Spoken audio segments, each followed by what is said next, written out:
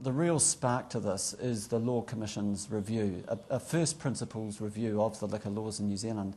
And this is the kind of opportunity that only comes around every 10 or 20 years.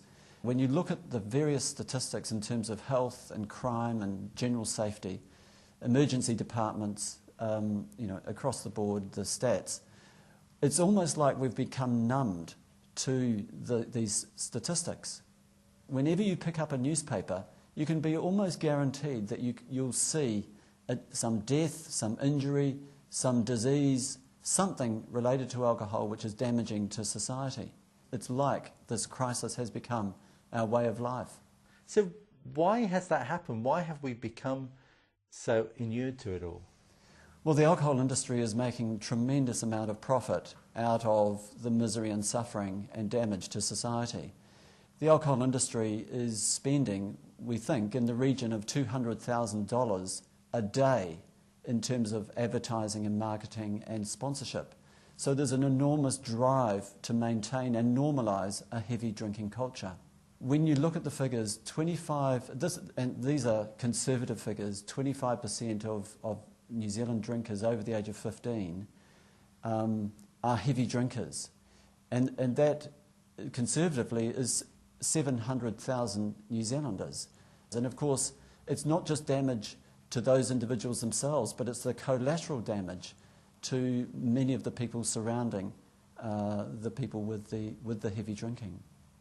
And I guess a lot of the costs that don't ever appear on the bottom line are costs that society is paying in terms of, I guess, healthcare, accidents, police, prevention, crime prevention.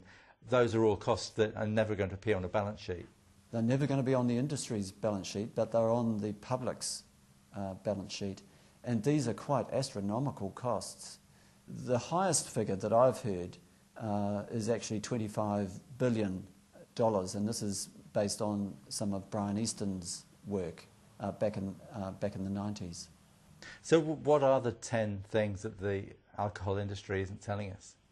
The 10 things that we've decided to promote, and we see the first 9 things really as things that consumers of alcohol have the right to know in terms of a product and its promotion. The first 6 things are health, medical things, and it starts with alcohol is a drug, not a food, and has a relatively low safety index. And in other words, it's fairly easy to overdose on. The next things are that it causes brain damage, directly causes aggression, can cause cancer, that alcohol is fattening, and the 6th thing is that the protection to the heart that a lot of people think is there from drinking alcohol, this alcohol cardio protection has been talked up. And then there are 3 things, more general things, that the alcohol industry actively markets alcohol to young people, that in terms of low-risk drinking, this means drinking low amounts of alcohol.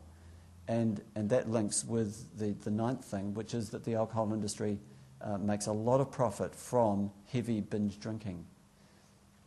Now, the 10th thing is really, in many ways, what we see as the most important thing, and that is what we're calling a 5+ solution to this national alcohol crisis that we're currently in.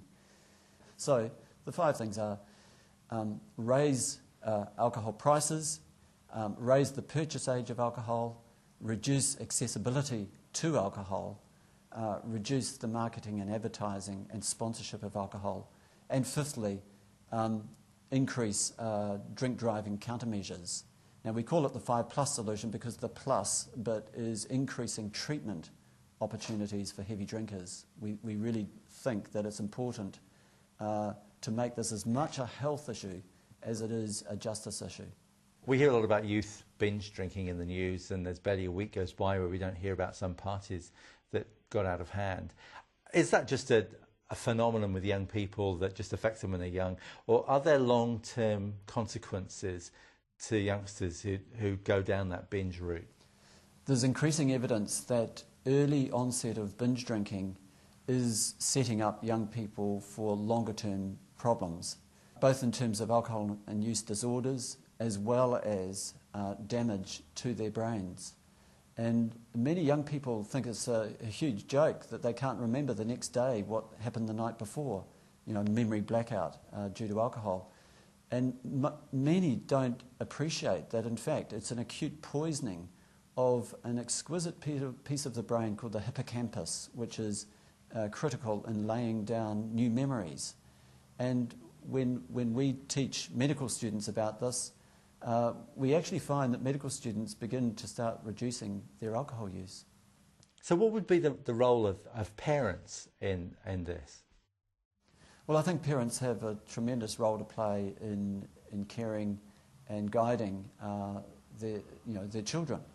And I'm a parent of an 18 and 22-year-old. And when my oldest went off to university, I think I felt like a lot of parents do, that we've brought our children up well, we've tried our best, and then they're going off and facing a certain culture that we at times feel quite powerless about. So my advice would be to continue to model low-risk drinking within families, tell the people that you love and care for about some of the downsides of alcohol, the 9 things on that list that I mentioned previously, and get involved in this review process that is current and really is an opportunity that's not going to come around for the next 10 or 20 years.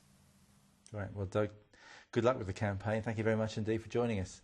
Pleasure, and thanks very much for the opportunity.